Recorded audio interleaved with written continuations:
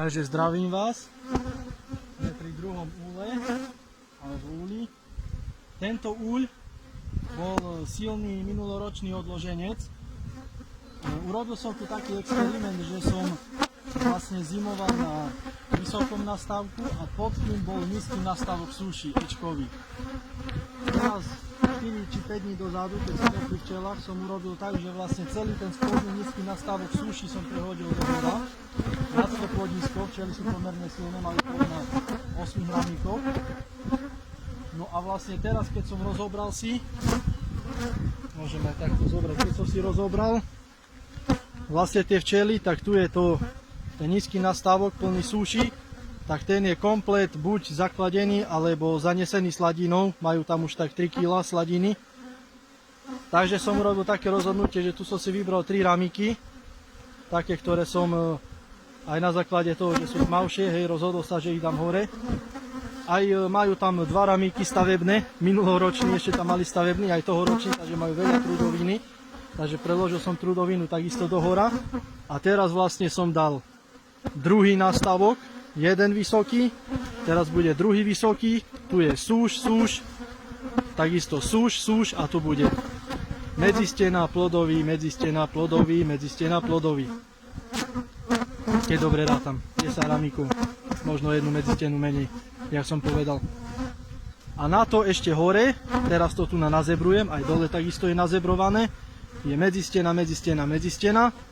A na to ešte hore príde celý tento nastavok, pod ktorý už dám asi materskú mriežku. Už to bude ako regulérny medník nízky. Takže dám si takto vyššie.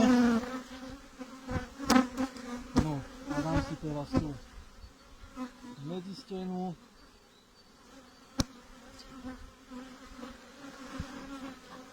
A plodový.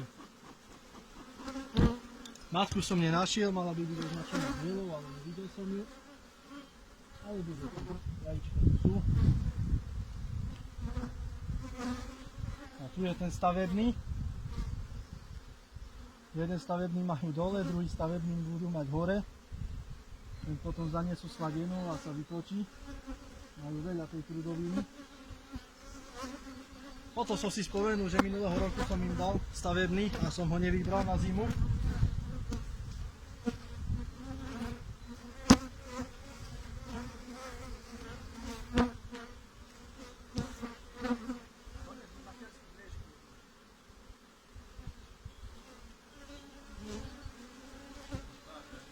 Tak bol som sypol medzisteny a že máme súš, medzistena plodový,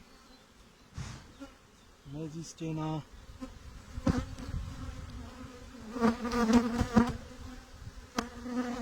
ďalší plodový, taký tmavší, potom sa vytočí, zlikviduje, vytopí sa.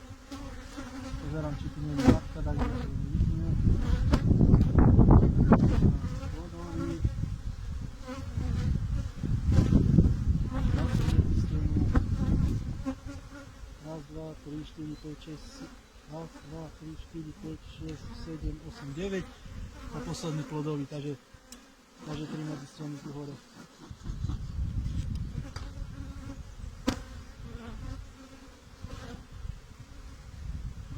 A tu máme zase takýto miešaný rámik,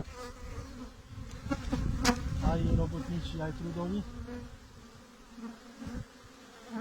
Takže prevesím do hora a potom, keď budem v lete vytáčať tento tu nastavok, keď už bude ako medník, tak vlastne tie ramíky si vytriedím. Čo bude použiteľné, použijem, čo nebude, nie. Táto rodina práve, to je z minulého roka preleták. Tu som, nie že podcenil, ale nedalo sa tu robiť dobre tá výmena toho diela, bol to preleták, takže celý nastavok plodisko som z tej rodiny preniesol tu. No a potom som ich podnecoval, dával som im vystavať aj to medzi stenky, no ale ostalo tu veľa tmavého diela. Takže teraz budem postupne to tmavé dielo prevesovať do hora a likvidovať ho pri vytačaní. Ešte som sa rozhodol na ostatné rodiny, kde som priadoval na stavky, som nedal materskú mriežku. A nedám ani tu na túto rodinu. Ešte je len apríl. Neviem, či môže prísť na tie osladenie, či príde, či nepríde.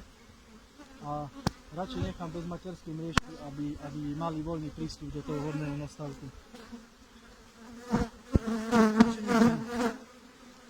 Ja si tu len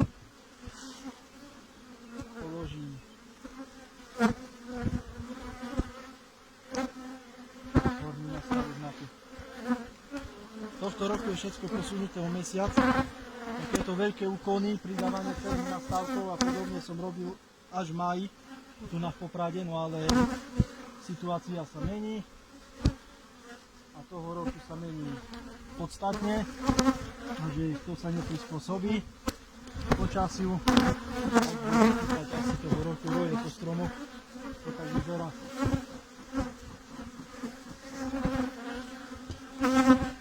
Takže zakryjem a hotovo.